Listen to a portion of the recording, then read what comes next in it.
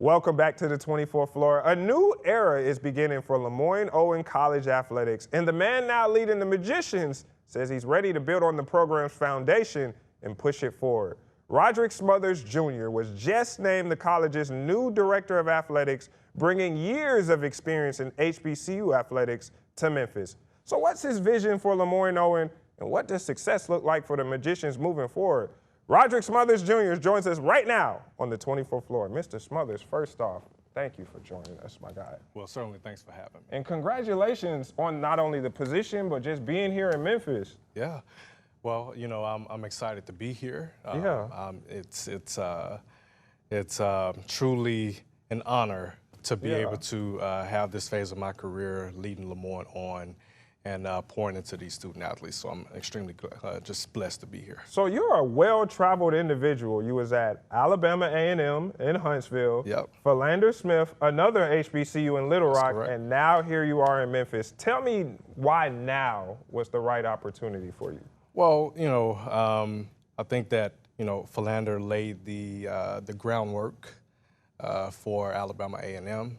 And then Alabama A&M has now kind of laid the groundwork for what I want to do at LOC. You know, when I went to Alabama A&M, it was all about, one, just serving, but two, seeing how things were at the Division I level, particularly HBCU. And then once I realized, hey, no matter where you go, it's all about one thing, and that's serving the student athletes. I said, okay, now it's time for me to get back in the big seat and kind of move my vision forward as to how I want to do that. And so that's why it's time now for me to do so. So I feel like when we've on this program, when we had Coach Charles Huff from Memphis, one of his famous things that he said was Google me. So I did Google you ahead of this thing. And at Philander Smith, your program's won 5 championships and 2 Commissioner Cups. So when you've had success across an entire athletic department like that, what do you think is the common ingredient? Well, I think the common ingredient is togetherness. You know, having the vision with your coaches and your staff as to what you want to do. And for me, I thought that was critical from a Philander perspective. When I arrived at Philander, they had only won 1 championship in the past 10 years as a department. Well, I have a winning mindset. Yeah. And I want to, one, I want to give the student athletes the best. But two, I want my coaching staff, my staff in general, to appreciate success. And so the first thing that I had to do was ensure that we were together as a department. And two, that everyone knew the vision, all right? And so once the vision was painted and we, you know, kind of became together, it was just a matter of executing. And so that's, for me, that's what it was all about, togetherness.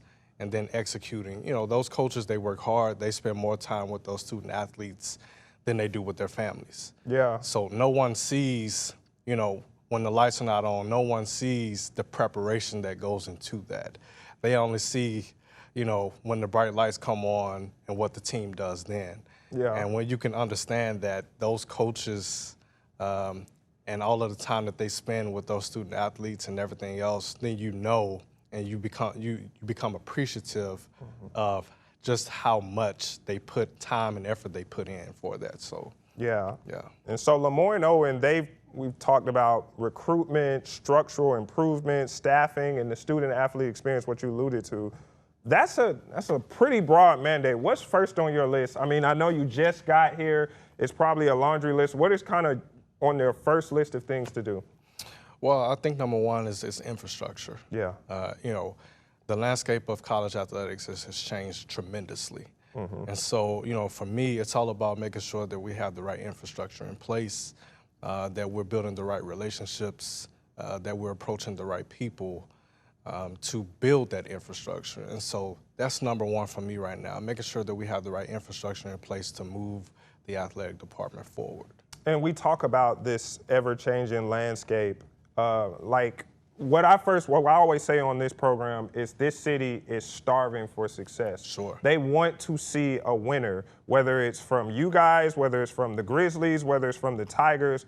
But what I think that people don't really kind of understand now in this NIL world is it could be hard. Yeah. So now when you're recruiting and you're trying to get guys in, you know, they want to get paid. Yeah. And now if we're seeing already it's a struggle of U of M, who is Division I, then I can only imagine what it is for you guys. So for you, especially you being a new guy and, you know, really have to put your footprint on, how much of an extra challenge is that to really kind of build the culture? Because you could get a good guy and then he's only here for a year because as soon as he gets some spotlight on him, he's getting poached. Yeah. So how much, just tell me kind of how you take that in and like attack that challenge. Well, you know, it is a challenge, you know, especially being a smaller athletic department and having our budget on this level and competing against those bigger institutions that have more resources than you have. And so I think that it starts with recruiting the right people that you can develop.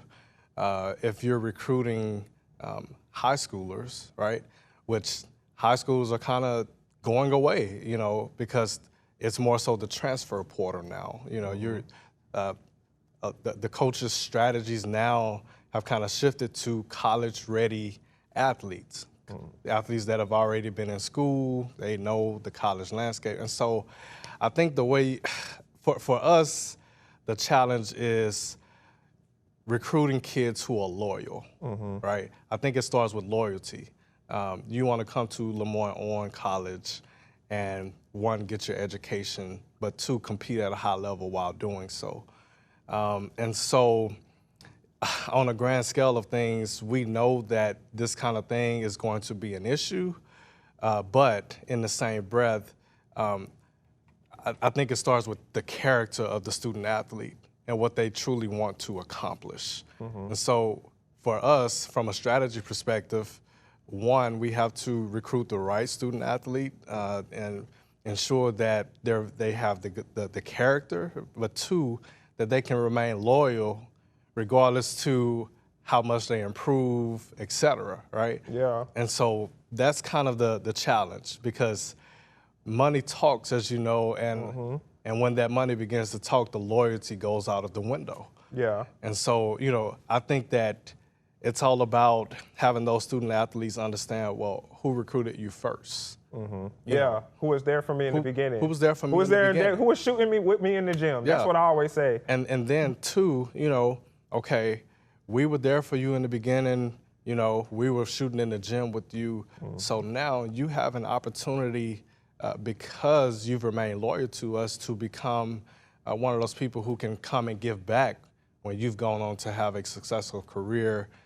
You know, that's a thing with HBCUs. We need more people who are going to remain loyal, but then two, who are going to look back and say, you know what, that college gave me a chance. Yeah. You know, they saw something in me when I didn't see it in myself. And so I want to remain true to my word, and I actually want to go and give back to that program.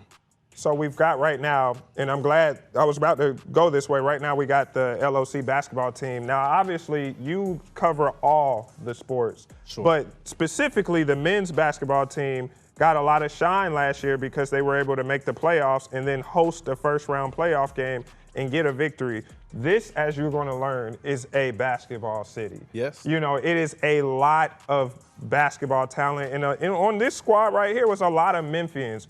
When you kind of looked at as, okay, when I'm starting this thing, I have a good place to start with the basketball team. Have you had any conversations with head coach Faraji Phillips, who has an incredible story in of itself, him being under Penny Hardaway and then in his first year as the head man leading this playoff run? Yeah, so Coach Faraji and I, we're having some conversations. Those are very progressive conversations, you know, understanding his vision and where he wants to take the team.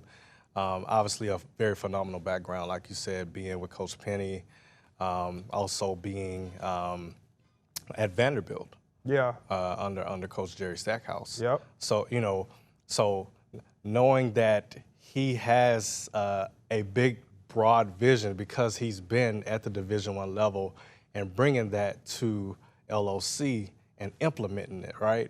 You know, he's a very, very tough coach, but very disciplined.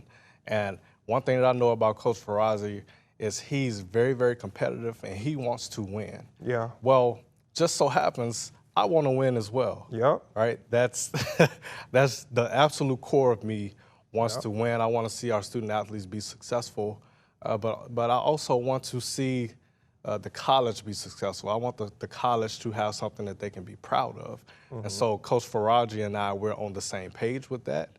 And, you know, we look forward to putting a good product on the playing surface that's going to implement that winning culture and give the city something to be proud of.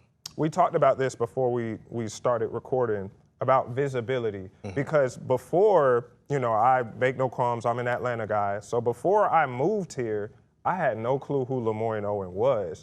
And it wasn't until I got here and I saw that, and I was like, who is that? And then I saw their band, because I came up in the HBCU. You know, in Atlanta, it's HBCU country with Morehouse and Clark and everything. So I didn't know about LeMoyne-Owen, but when I saw their band, it just kind of made me reminisce. So visibility, I think, is always a conversation when it comes to these smaller college athletic programs. How do you get more of Memphis invested in LeMoyne-Owen College, whether that's student, alumni, or even us, the local media? Well, again, you know, as we kind of alluded to previously, it starts with relationships. It starts with getting out in the community and serving and letting people know that you do exist. And I'm a big time advocate for that, and that is something that I plan to talk to each and every coach about, not just the basketball team, but all teams. Being out in the community serving and letting those you know, constituents know that you do exist. You want to build partnerships with them, but on the flip side, hey, why don't you come and check us out? Come and support us. And so I think that's critical when we talk about visibility. And then two, I think it starts with communication, right? Letting people know that, hey, we have games on certain days. Here's our schedule, going out, passing out schedules, and allowing those people to come through your doors and see what all the fuss is about. Well, hey, this person came and, you know, and gave us a schedule, or this person came and served, did some community service with us. We want to see what all the fuss is about. And so I think that's where the visibility starts. And once they come through those doors, and you give them something to watch, then perhaps they want to come back and watch it again. And that's what fan engagement is, giving them that experience when they walk through those doors, and ultimately the experience being so good that they want to come back and see you again. Yeah, because when I was at that basketball game that we were showing, I liked the crowd show out, because see, I was thinking, okay, the gym isn't as big, but maybe, and like I said, people didn't know. The only reason I knew about it is because somebody told me about it, like emailed me specifically about it. Well, I didn't get a press release or anything. So of course, I'm a man of the people. So if you tell me about it, I'm going to be there. But you can see from the fan support that it was there. Now, we talked about this. Obviously, I like the gym, and I like the historic thing. But when you look at, and maybe this is something that obviously is going to take time. I know you probably look at it where you don't want necessarily to be like, man, there's high schools that got bigger facilities than us, than bigger basketball gyms than us. And from what my management has told me, it's a lot of old money at LeMoyne-Owen. So now that you're the head man in charge of the athletic department and those relationships, is there a kind of mindset of kind of maybe expanding and making bigger the facilities that you all have? Because we're already seeing U of M is doing it. Look at what they're doing at Liberty Stadium. So is that probably something in a grand scheme that you would like to do as well? Well, something that I would like to do, absolutely, but I think it starts with the right plan. President Davis has a broad vision for LeMoyne-Owen College. And for me, it's all about following that vision and seeing it through. For athletics, you know, one thing that he talks about is winning championships. Well, I'm charged with making that happen. And so I think that when you become successful, when the success level comes, I think naturally people kind of flock to you, and they want to help. They want to help you reach that vision. And so when I talk about infrastructure, that's exactly what I mean. It's about having our teams to be successful so that we are more visible, so that we do have the right people coming through the doors. Those people are seeing what's going on, and they do want to help. And so that's where it starts. And yes, absolutely, I do want, to have a bigger facility that will accommodate more fans, that will give us an opportunity to create a better fan experience, et cetera. So something I would love for y'all is to have a game at the FedEx Forum. I know I would love to see the LOC in the Forum. It ain't nothing against the Tigers, but we need to see a little purple up in there. We see too much blue. Look, we would love to. Perhaps that's something that we can bring the right people together to make happen. I think that, it starts with having the right sponsor. Having someone to step out and say, you know what, I think we can make this big. Yeah. And in making it big, the right people come together, the right people invest in it, and then we start it, and perhaps it become an annual thing, because once you do it one time, well, it can be done, so you can build on it. Yep. And exactly. so when we talk about this infrastructure thing, that's what I mean too, the visibility in playing in like a FedEx Forum, 20,000 seat arena, and the right people seeing it and the right people having the vision saying, hey, we can make this big. We can do something with this. And I want LeMoyne to be the forefront of that. Yes, sir. Well, Mr. Smothers, we thank you so much for joining us. We are looking forward to seeing all of what you all do. I hope that what you now in position, that this is the start of a beautiful partnership between your program and us here at ABC 24. And you heard me say it. All you got to do is let me know and I'll be there. Well, I'm going to hold you to that now. You got to let me know. You got my number now. You hit me up. I do have your number. I'm sure you'll give me an email address, yes, et sir. cetera. And, I want you all to come out and promote these student athletes. Absolutely. Because they have something to show for it, and Absolutely. they deserve it. Yes, like the South has something to say, especially Memphis, especially LeMoyne-Owen College. That's Thank correct. you, Mr. Smothers. All right, let's take a quick break. Coming up, we're closing things out with the best thing I saw. We shared the moments that caught our attention this week. Stick around. You're watching the 24th Floor.